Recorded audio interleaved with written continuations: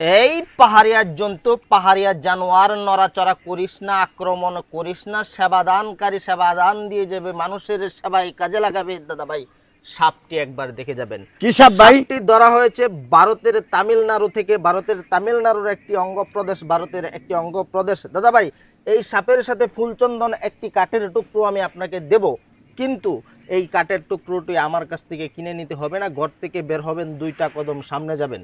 2টা কদম সামনে যাওয়ার পরে দাদা ভাই, আপনি একটি দুবরা গাছ তুলে নেবেন, আপনি একটি দুবরা গাছ তুলে নেবেন, আপনি একটি দুবরা গাছ তুলে নেবেন।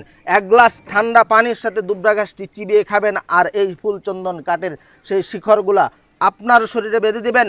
কোনোদিন কোনো সাপ যদি আপনাকে আক্রমণ করে, সেই দিন আমার নাম আমি পাল্টে ফেলবো। আমার সাপের কসম লাগে। এই পাহাড়িয়া জন্তু, নড়াচড়া করিস না, মানুষের সেবা দান করে যাবেন।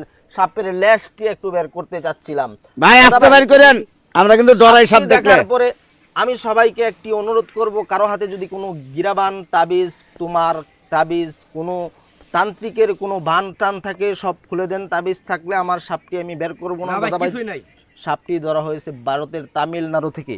দাদা ভাই, সাপটি দেখে যাবেন। এইটা পাহাড়িয়া জন্তু, পাহাড়িয়া জানোয়ার, মানুষকে আক্রমণ করে না, তবে আপনাকে পাইলে ছাড়ে না।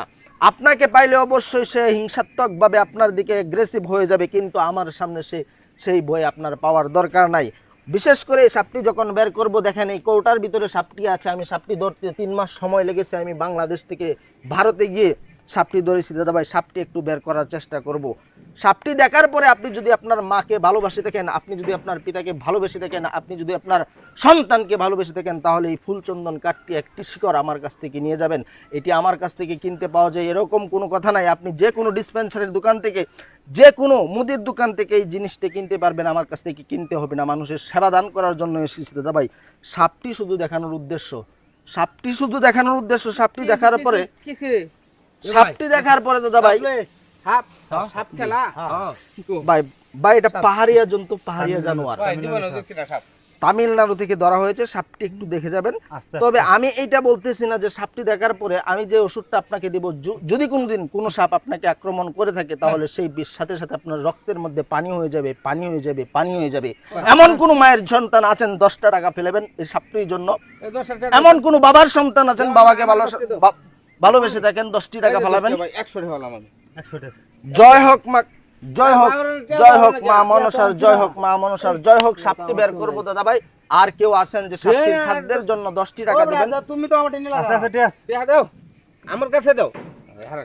আমি দিতাছি কত লাগে। আপনার মায়ের জন্য দিবেন, আপনার বাবার জন্য দিবেন। যদি মাকে ভালোবাসে থাকেন, যদি বৃদ্ধ পিতাকে ভালোবেসে থাকেন, তাহলে এই সাপের একটি ফুলচন্দন কাঠ আপনার বাড়িতে নিয়ে রাখবেন। ভাই 20 টাকা 40 এই কাঠটি যদি আপনার ঘরে রাখেন, ভাই এই খারাপ আপনার সর্বনাশ করেছি, সর্বনাশ করেছি।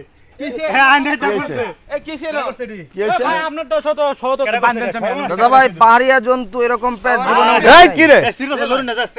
তুই কেমন লঙ্গি লোকে মানছ? আরে না, আমারটাই কেডা বাঁধিছে, এটা আমি কইতে না, আমার সম্মান গেল।